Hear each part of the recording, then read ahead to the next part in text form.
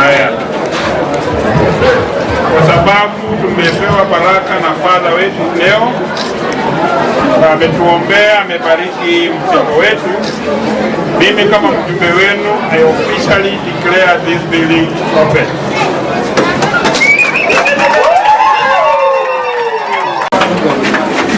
Haya, wanafunzi waingie hapo, kwenda hapo tuangalie ingine.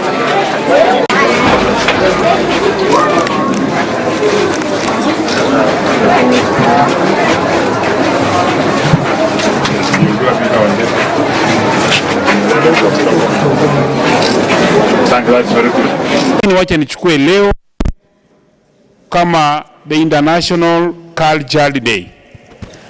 Watoto wasichana ambayo waka hapo wasimame leo. Sema tu juu.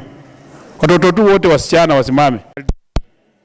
Nataka kuambia wazazi, tuweke jukumu kabisa kuangalia shida zinazokumba huyu mtoto ambaye amesimama. Hawa wasichana ambao wamesimama wako na shida mingi sana, running from the biological challenges to physical challenges. Tukue keen on them. Take care quietly what they want to say. Some things that press these girls, they don't say. They don't say. Let us find out what presses them. Biologically, when they are growing up, they have issues.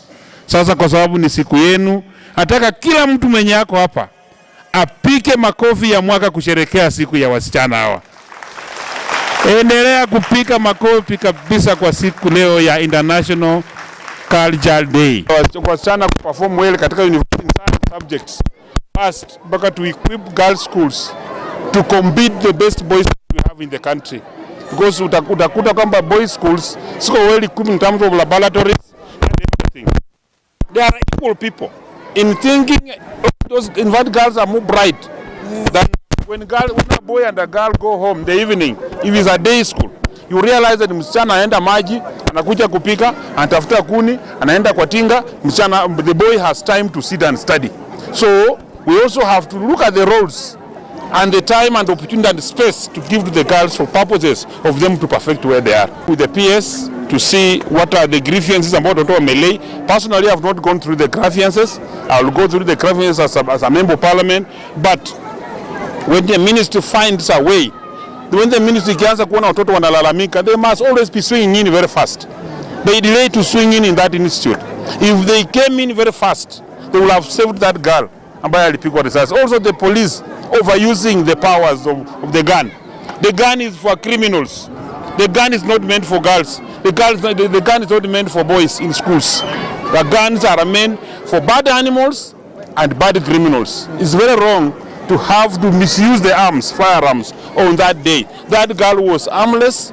She was just saying what this doesn't want, and she was to be heard by any means. So the IG must explain to us what was the circumstance that led to that death, because that askari was not in danger to use the gun. It was that unfortunate. We can't leave it. It must be. And I'm asking that the government is not going to be always arranging that mtoto akiumizwa akikufa wanasema tunaenda kukaramia mazishi. That is not the reason. Karamia mazishi is not a reason. We must arrest that Kalibudi mwenye alishoot. We must find out what becomes of that. Families are losing kids. We don't want to go that direction. And I also want the government to explain the 600 bodies that are in the mortuaries in Nairobi. You cannot tell me that you cannot explain bodies in the mortuaries. Over 600 bodies in the mortuaries in Nairobi were taken there by the police. A police cannot just pick a person on the road they don't know.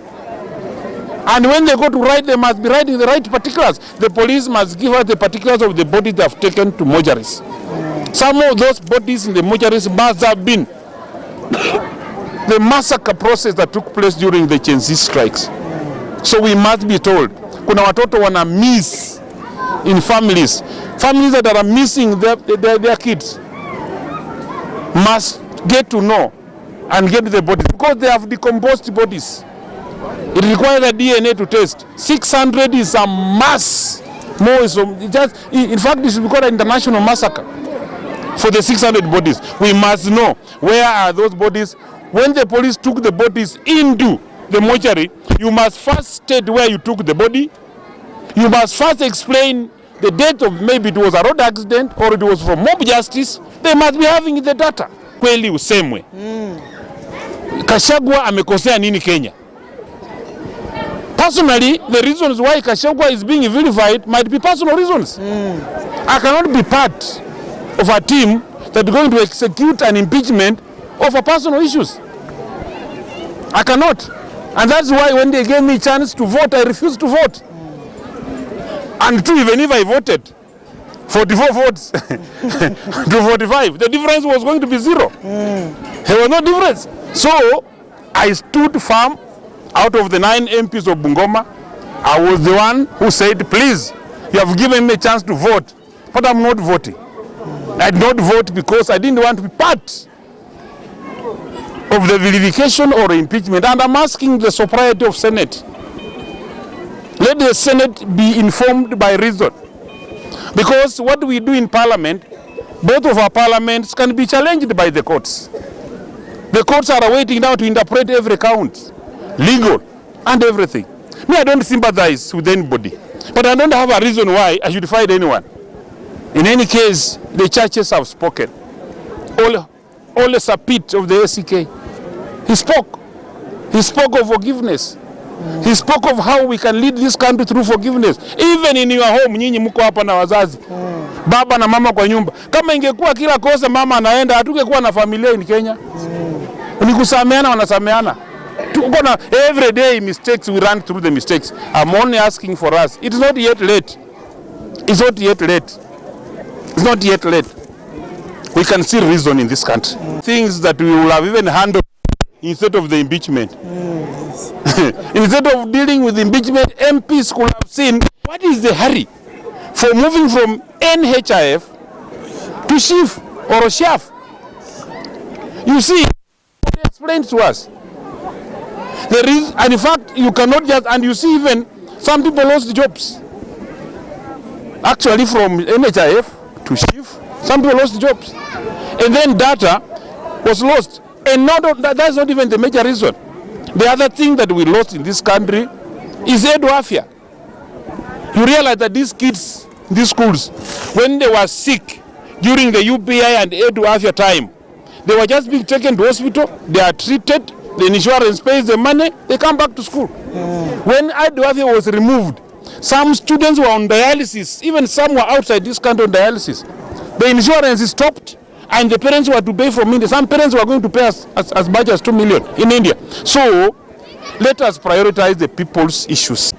In fact, those people who have given services, the hospitals that provided services are in demand of billions of money on NHIF, and you want to remove it. When you remove NHIF, it has not paid Bungoma West Hospital something like 12 million.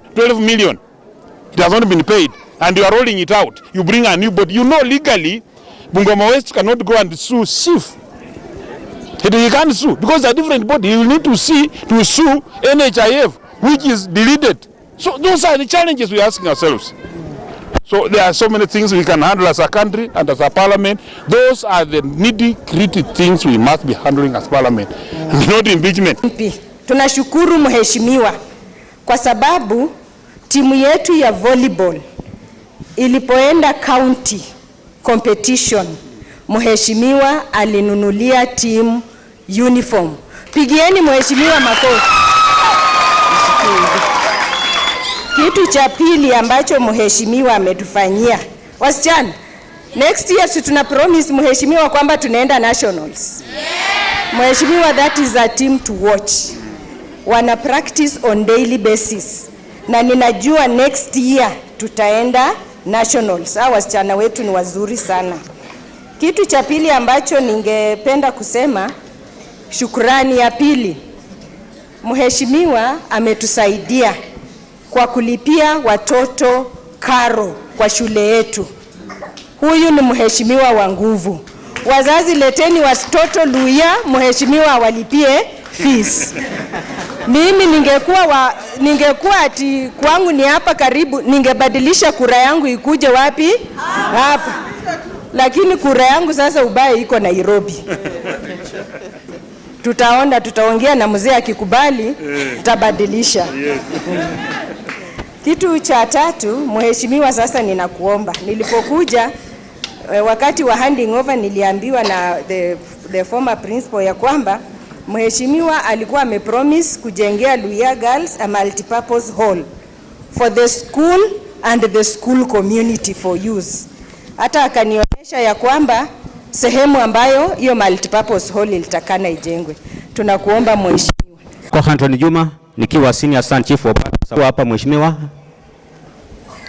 nikiungana na wewe kwa hii occasion ya leo. I happen to be the old boy of this school way back 1980. Nikiwa form 1 nilitoka hapa 1987 after class 8. Jambo moja kwa wanafunzi both primary and secondary. Hii inamaanisha nini? Pia tulikuwa wanafunzi. Use your time well. Asante mbunge kutuletea mradi huu. Sumesikia bali kwa number 1. Hurera mradi the whole constituency. Wacha tutembee na yeye, si muri azola siye, si huria ni mchapa kazi. Kama sinapo ni wako nyasi. Kila kuna wale walio tusaidiana na wao katika